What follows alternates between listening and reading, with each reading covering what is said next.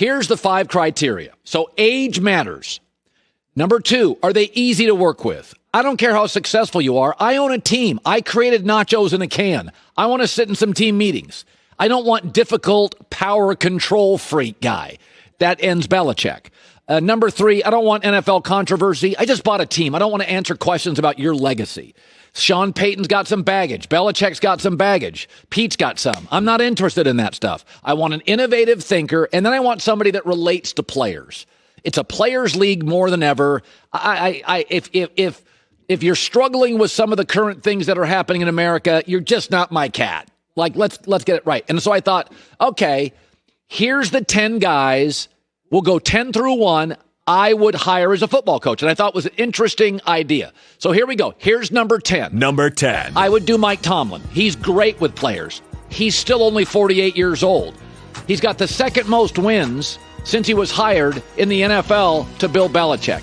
Now, you don't love what he's always done in the postseason, but he's got a couple of Super Bowls, 10-plus wins in 8 of his 13 seasons. He dominates his rivals, owns Cleveland and Cincinnati.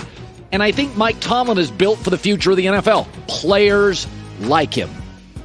And he's also shown he can deal with drama in a locker room. It blows up a lot of teams. It never blows up Mike Tomlin. Also, he is the best coach at a podium, and there is no second place in league history. So Tomlin makes my list. Number 9. I think Urban Meyer, who's been fishing around the NFL for a year, asking a lot of questions and going to games, is fascinating. And folks, after Saban, or maybe including Saban, he's the greatest college football coach of all time. He's only one of 3 coaches to lead multiple teams to championships. Florida, Ohio State, the other 2 are Pop Warner and Nick Saban, and Saban's in his 60s. Urban Meyer's in his mid-50s. I think he's real tasty. And I think he cares now. I think he's got 10 more years to coach. I don't think he's going to end his career as an administrator and a broadcaster. Number 8. Lincoln Riley, I think, is the best smart, young, offensive coach in college football, and I'd roll the dice with him. Now, whereas I can like Mike Tomlin and he's got Super Bowls, there are also things about Tomlin, lack of details, that drive me nuts. This kid's a detail freak. I think Lincoln Riley's unbelievable. They hired him at 33 years old. And of all the history of Oklahoma, best record ever first 3 years. That includes Barry Switzer, Bob Stoops, Bud Wilkinson. And by the way, what is the thing he's best at? Baker Mayfield, Kyler Murray, Jalen Hurts. He is the quarterback whisperer. I think this is who I would have hired if I was the Dallas Cowboys. This is who I would have hired, and I don't care how much it would have cost. Number 7. I'm a big fan of Brian Flores. I think you're looking at the one Belichick assistant that's going to work. He's not afraid to take a lot of what Belichick does and just copy it, which is, I've never understood why everybody struggles with that. He likes corners and he'll pay for them. I mean, his big thing now, he's rebuilding the O-line. He gets the quarterback and he pays money for defense and specifically corners. They were 5-4 down the stretch last year, including beating New England. He is a no-nonsense guy. Now, I don't know how he's going to deal with some players because this guy there's no BS with him. But I said this last year in September when they were getting drilled. They had the makings of a fascinating football culture. Don't just think losing record means losing culture and bad coach.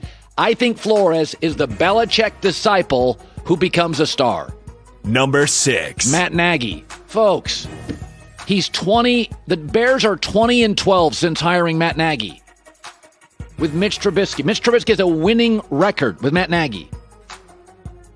Do I need to say anything? And I got nothing against Trubisky. Folks, he won a division with Mitch Trubisky, a division with Aaron Rodgers. He's worked with Andy Reid. Andy, who I know well, speaks incredibly high of him. And if you watch the Bears games, they're a little bit like the 49ers. Incredibly multiple, incredibly deceptive. He won a division on coaching, on smoke and mirrors. Matt Nagy, 6. Number 5. I think John Harbaugh. Again, a guy, 57 years old, gets it. He's the more agreeable Harbaugh. He's got a Super Bowl. I think his pivot to Lamar Jackson has been really smart, and I think the players are into it. One of the things I think Baltimore does very well, he's really good with personnel.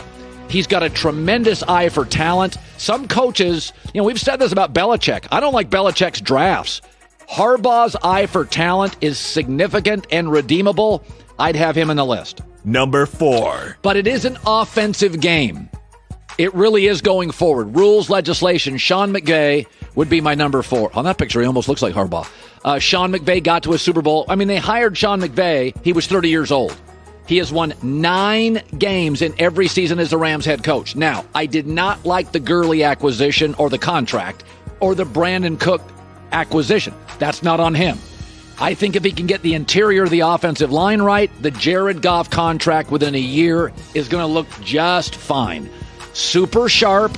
He's got a system. He's got to tweak it. But some of the issues he had last year, I do not blame on Sean McVay. Number 3. Doug Pederson. I watched him outcoach Belichick and the Patriots in the Super Bowl. I had my doubts. I did not think he was going to be this. Another Andy Reid disciple.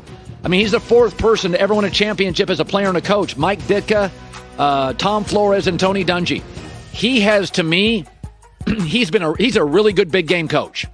If you go watch what they did down the stretch last year and the crises they had to maneuver around, they had no receivers, offensive line and defensive line issues. He has had a lot thrown at him. A lot of pressure, a lot of injuries, a lot of instability on perimeter positions. He's handled all of it well. Carson Wentz injuries, Nick Foles emerging. He's been dealing with a lot of noise for several years, and he's hit it out of the park. Number 2. Most underrated coach in the league is Sean McDermott of Buffalo. I know it's an offensive league. Folks, winning in Buffalo is harder. Free agents don't want to play there. The weather's lousy in November and December. 9 wins in 2 or 3 seasons in Buffalo. His eye for personnel is unbelievable. His defense last year was filthy good. It wasn't as dynamic as San Francisco's defense, but if you watch them play, man, they remind me of Belichick. His players are never in the wrong spot. Now, can he develop Josh Allen? Well, he did enough last year.